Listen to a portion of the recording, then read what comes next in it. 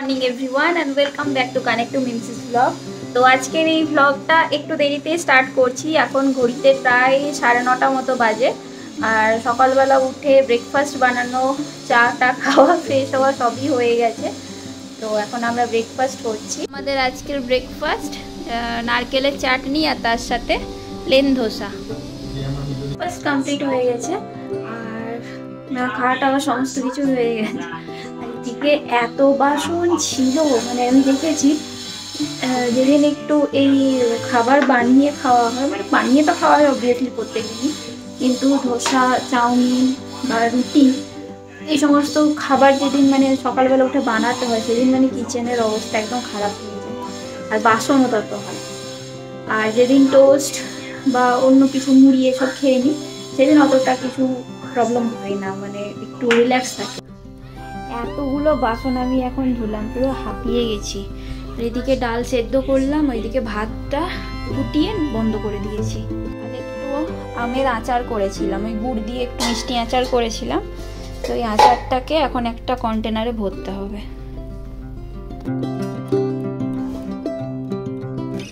এর আগের দিন বাজারে গেছিলাম, তো সেই দিন দুটো আম কিনে এনেছিলাম। আমরা তো পাকা আম ভেবেই কিনে এনেছিলাম, কিন্তু বাড়িতে এসে ফ্রিজে রাখতে আমগুলো যাই না শক্ত হয়ে গেছিলো। তারপরে অনেক দিন আমরা রেখেছিলাম, প্রায় 2 সপ্তাহ মতো রেখেছিলাম। তো আমগুলো নরম হয়নি, একটু কেটে দেখেছিলাম, ভেতরটা দেখলাম কাঁচা ছিল।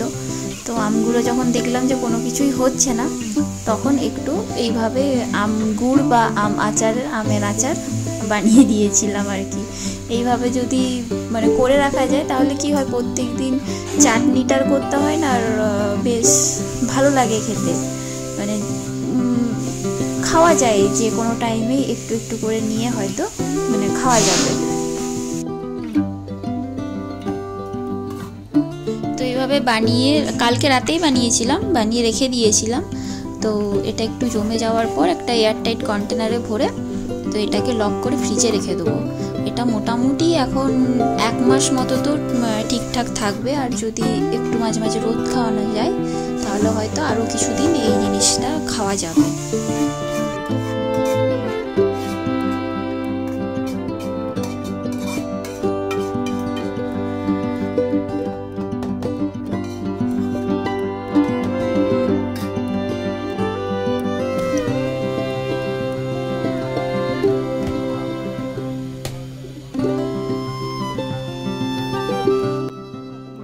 এদিকে দেখো, এই মাছগুলো অর্ডার করা ছিল, এই মাছগুলো চলে এসছে।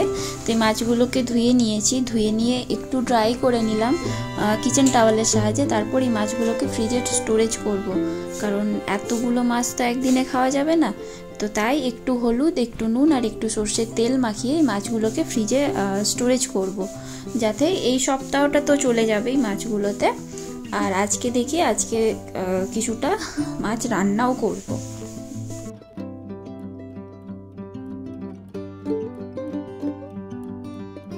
অনলাইনের এই মাছের প্যাকেটটা বেশ ভালো, এদের মাছটা না বেশ ফ্রেশ দেয়। আর আমাদের ওখানকার মাছের যেরকম টেস্ট ওরকমই প্রায় সেম মাছের টেস্টটা একই। তো এই জন্য আমরা এটাকেই যখনই মাছ কিনি এই জিনিসটাকে অর্ডার করে চলে আসে একবারে 500 বা 700 1 কেজি, যেদিন যেমন অ্যাভেলেবেল থাকে সেদিন সেরকমভাবে কিনে নিই। তারপরে মাছটাকে এইভাবেই ফ্রিজে আর কি স্টোর করে রেখে দিই।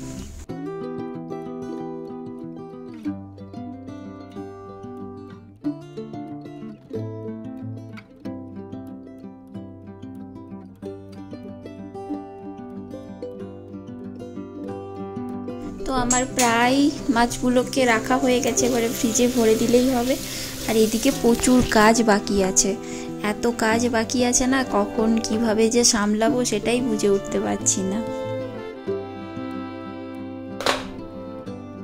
ঘড়িতে বেজে গেছে প্রায় 12:30 মতো, আর আমার সমস্ত কাজ কমপ্লিট হয়ে গেছে আজকে। মানে এত ফাস্ট হয়ে গেছে সব কিছু, আমি ভেবেছিলাম তো আজকে তো প্রায় 1:30-2 বেজে যাবে, কিন্তু না, হয়ে গেছে। আর কিন্তু এখনো স্নান হয়নি, তো আমি স্নানটা করে নেবো আগে।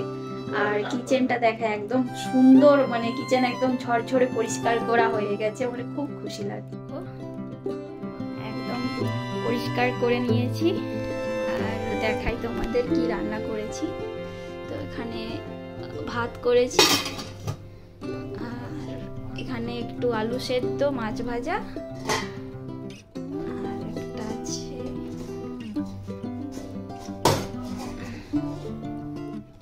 এখানে একটু করেছি মুগের ডাল, মাছের মাথা দিয়ে মুগের ডাল। তো এই হচ্ছে আজকের লাঞ্চ আমাদের। যে চাটনি বানিয়েছিলাম, আমের আচার বা চাটনি যাই হোক, সেটা আছে, তো ওইটা একটু নিয়ে নেবো, ব্যাস এই হচ্ছে আজকের আমাদের লাঞ্চ। টিভি চলছে। কি গো, তোমার শ্বশুর বাড়ি দেখাচ্ছে দেখো টিভিতে, গানে শুটিং হয়েছে তোমার শ্বশুর বাড়িতে, কেমন লাগছে বলো এবার? হ্যাঁ, খুব খারাপ। বারবার ওই জন্য দেখছো শ্বশুর বাড়ি দেখা যাচ্ছে বলে, তাই না? হ্যাঁ, কি গো তাকাও। সন্ধ্যাবেলা আমরা বেরিয়েছিলাম, আমাদের বাড়ির সামনে আরও একটা মল আছে, ভেগা সিটি মল, তো সেখানেই আমরা গেছিলাম। তো ওখানে না এখন যেহেতু ক্রিসমাসের টাইম চলছে আর প্লাস নিউ ইয়ারও আসছে, তো এই জন্য না এই মলগুলোকে খুব সুন্দর সাজিয়েছে। আর তার থেকেও বড় কথা, ওখানে না নিচটাতে মলের খুব সুন্দর ছোট্ট মতো একটা মেলা বসছিল, তো যেখানে অনেক রকমের জিনিস ছিল, ব্যাগ, জুতো, জামা কাপড়, শাড়ি ছিল, আমাদের বেঙ্গলি কিছু কস্টিউম জুয়েলারি ছিল, আরও এরকম জুয়েলারিগুলো ছিল। তো দেখো তোমরা বুঝতেই পারছো নানা রকমের কিন্তু জিনিস ওখানে ছিল। তো এখানকার মেলা তো এরকম টাইপের হয় মেবি, আমি ফার্স্ট টাইম দেখলাম এখানকার মেলা।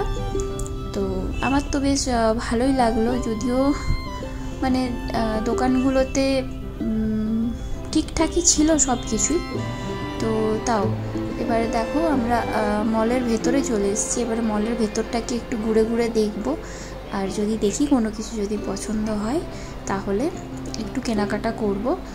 আর দেখো আজকে কত ভিড়, আজকে ছুটির দিন না, তো সেই জন্য মনে হয় এতটা ভিড় হয়েছে আজকে। আর তারপরে এই মলটাকে না এই টাইমটাতে খুব সুন্দরভাবে ডেকোরেট করে, তো বাইরেও খুব সুন্দরভাবে ডেকোরেট করে, ভেতরেও করে।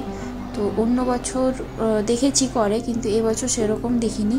কিন্তু এখানে যে মেন এন্ট্রান্স গেটের সামনে যে ছোট্ট ফাউন্ডেশনটা ছিল, এটা কিন্তু দেখতে খুব সুন্দর, দুটো সাইডে দুটো ছিল। তো দেখো ভালো লাগলো বেশ। ফিরে চলে এসেছি অনেকক্ষণ, আমাদের ডিনার সমস্ত কিছু কমপ্লিট হয়ে গেছে, আর এখন প্রায় ঘড়িতে রাত্রি 11টা মতো বাজে। তো এবারে শুয়ে পড়বো, আর এই ব্লগটাকে আমি এখানেই এন্ড করছি। ব্লগের মধ্যে যদি কোনো কিছু ভালো লেগে থাকে তাহলে আমাকে কমেন্টে জানাবে, বা তোমাদের যদি কোনো কিছু কোয়েরিজ থাকে তাহলে প্লিজ আমাকে জানিও কমেন্ট করে। আর হ্যাঁ, আর আমার ভিডিওটা দেখে একটা প্লিজ লাইক করে দিও, আর শেয়ার করে দিও তোমাদের কোনো বন্ধুর সাথে। আর নতুন কোনো বন্ধু যদি আমার ভিডিও দেখে থাকো ইউটিউব থেকে, তাহলে প্লিজ সাবস্ক্রাইব করে দিও। আর ফেসবুক থেকে যদি আমার কোনো বন্ধু, নতুন কোনো বন্ধু আমার এই ভিডিওটা দেখছো, তাহলে প্লিজ আমার এই ছোট্ট পেজটিকে ফলো করে দাও। আর হ্যাঁ, ইনস্টাগ্রামে আমার ফলোয়ার সংখ্যা 1K কমপ্লিট হয়েছে, তো তোমরা যারা এখনো পর্যন্ত আমাকে ফলো করোনি তারা প্লিজ ঝটপট আমাকে ফলো করতে হবে। আজ তাহলে আসি, আবার দেখা হবে অন্য কোনো দিন অন্য একটা